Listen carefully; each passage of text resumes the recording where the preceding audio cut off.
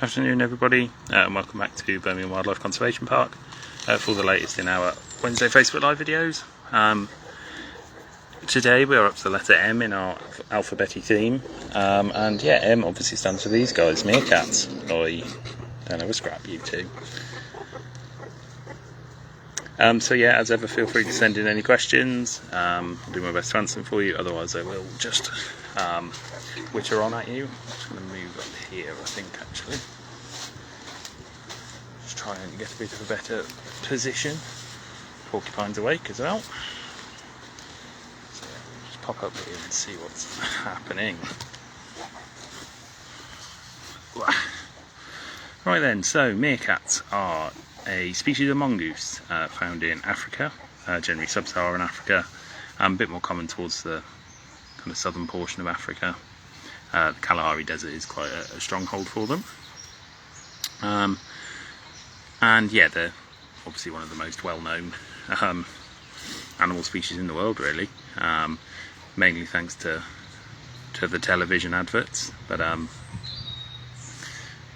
yeah, so that makes them quite a popular animal.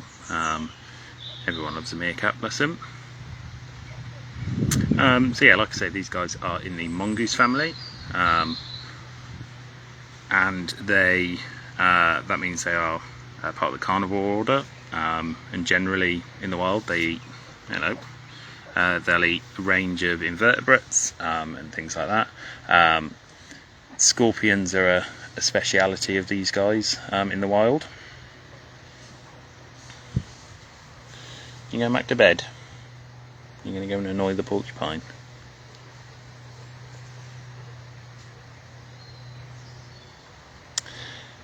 Hi Mary, good to see you watching today.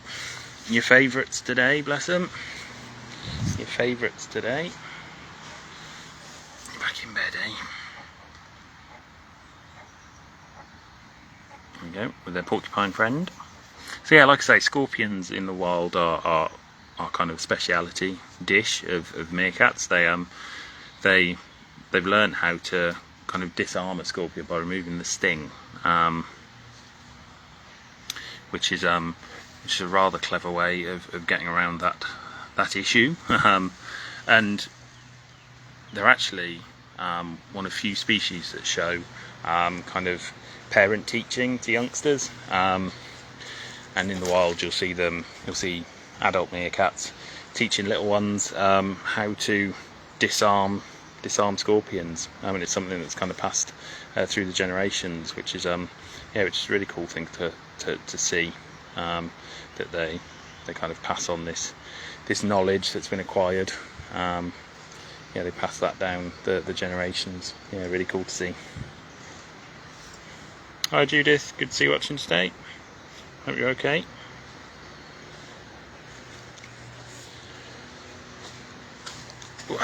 So yeah, in the wild, meerkats would generally live in kind of a family group, family mob, with an alpha pair. Here at the park we've just got these two at the moment. They're a fairly new pair. They came together last year, so we are hoping that they may produce some little ones in the future. We will see. Yeah, our female came from Woburn Safari Park, I do believe, and then our male came from Colchester Zoo. So they're both quite young animals. We unfortunately lost the last of our previous group last year to old age. So yeah, we started afresh with these two. So yeah, hopefully they might have some little ones in the future. We will wait and see. But every group's got to start somewhere. So like I say, it's just the two of these for now.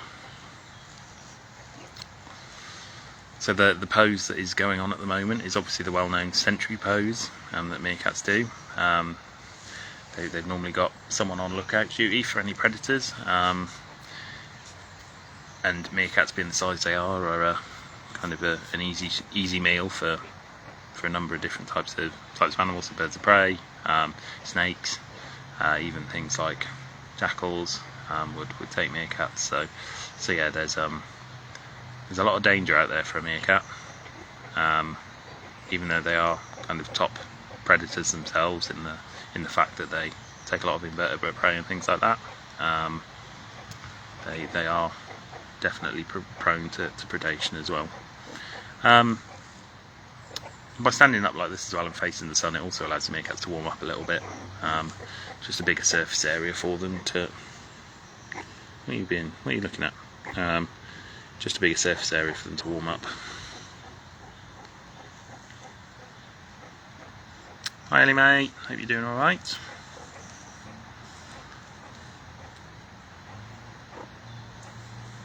What are you doing there?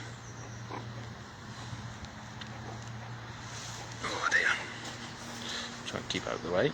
So with meerkats, obviously they come from quite warm climates in Africa, usually quite sunny climates as well, and just an interesting fact about these guys is the kind of black rings around their eyes, black marks around their eyes, they do use as a, it is to try to keep the glare of the sun out of their eyes, much like cheetahs. They've got the black tear lines down their face and things like that. Yeah, meerkats have got something similar as well, just so they can keep a lookout, which is very important for these guys. Yeah, the sun has come out. A good time, Phil. Yeah, it was absolutely bucketing it down earlier, so yeah, I'm glad it stopped. We've got the sunshine again. Yeah, like I say, hopefully these guys will breed and will they'll start a new group themselves. Just have to wait and see on that one, bless them. They're both still quite young animals, so I'm sure they'll get the hang of it eventually. So here at the park, Judith, we feed them. We do feed them some kind of live insects, so moria worms, mealworms, things like that. But we do kind of supplement their diet with dog and ferret biscuits and cat biscuits, a little bit of kind of wet cat food as well, and then we do actually add a little bit of fruit and veg in there for them as well, which they do like. But yeah, it's quite difficult to fully replicate a meerkat diet in captivity. So you kind of have to see what works, and that seems to be working for these guys at the moment.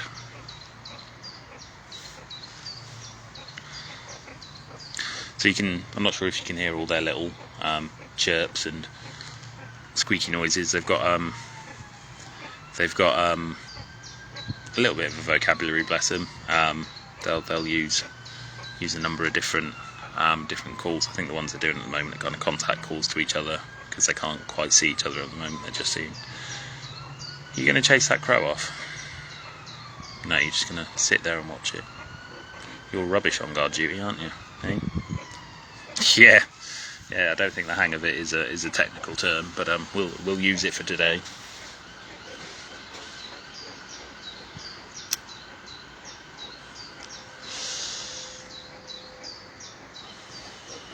You've got a very cheeky crow today.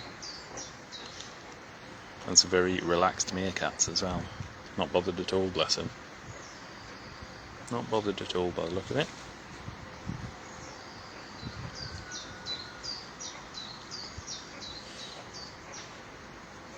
So yeah, like I say, here at the park, these two live with our porcupine. So he is a Cape porcupine. We'll just go and have a quick look at him while we're in here. Oh, dear me.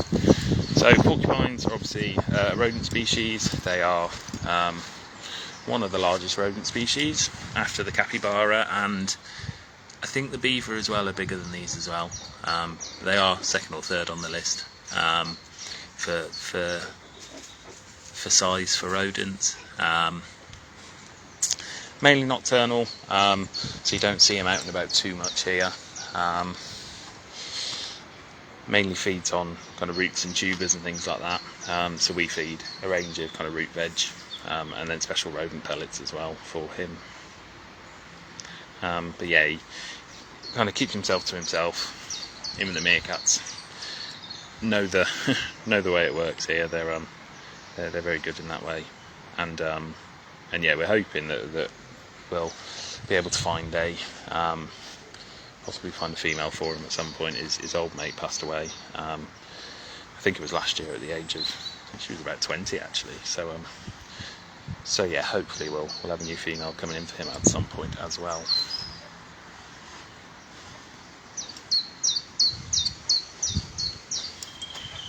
Patch myself there. So yeah, if anyone's got any last minute questions, feel free to send them in. Sorry, it might be a little bit of a short video today. But yeah, if you've got any questions, send them in for me. So meerkats are they are classed as least concern on the IUCN Red List. There isn't really a proper captive breeding program for these guys. They are very numerous in captivity, and they do very well. So yeah. Sorry, the porcupine's just flared up. So hopefully just keep an eye on him. Yeah, the chiff-chaffs have just started up the last week or so. Really, we've started hearing them again, which is lovely. Yeah, plenty of native wildlife around here as well. So in captivity, meerkats can live 10 to 15 years, really, Phil. In the wild, up to 10 would be fairly good. So yeah, like I say, these guys are both quite young. They're still only about 2 years old, I think, 2 or 3 years old. So yeah, they are real youngsters, bless them.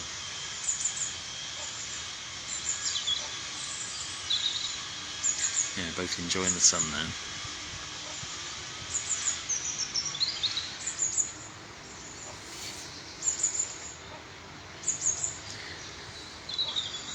Well, it looks like you stayed out of the rain. You're nice and dry, so yeah. I imagine people are still trying to get them as pets, Stephen. They're definitely not a pet species. They're a very social animal. They need their own company. And yeah, they're just definitely not suitable as pets. But yeah, I'm sure there are people that do still try to get them as pets. But yeah, definitely not advised or recommended.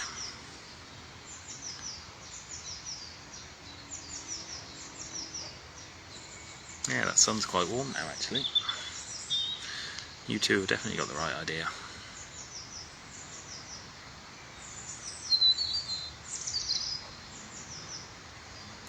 Right then guys, I think we will probably call it a day there today. A bit of housekeeping. We won't have a video next week, and possibly not the week after either. Definitely not next week, and then we'll see how things are going the week after.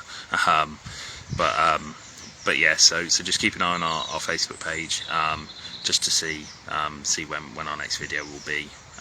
Just check on a Tuesday, and yeah, if we've got a video the next day, we'll put it up. Yeah, like I say, definitely not one next week. Possibly one the week after, but not 100% sure. The week after that, we should be back to normal. But yeah, we will keep you updated and let you know. But yes, as ever, thank you everybody for tuning in. Oh, sorry, I've just seen some of your questions. I haven't asked them about car insurance, Phil. So next time my policy's up, I'll come down here first before I go on the comparison website. And yeah, we've just got the two Xena. These are a young, fairly newly formed pair. They came together last year. So hopefully, yeah, hopefully we might get some little ones in the future. Well then guys, so yes, thank you very much for tuning in, as ever, and yes, we won't see you next week, but hopefully we'll see you in a couple of weeks. But yeah, just keep an eye on our Facebook page for updates. Okay, cheers everybody.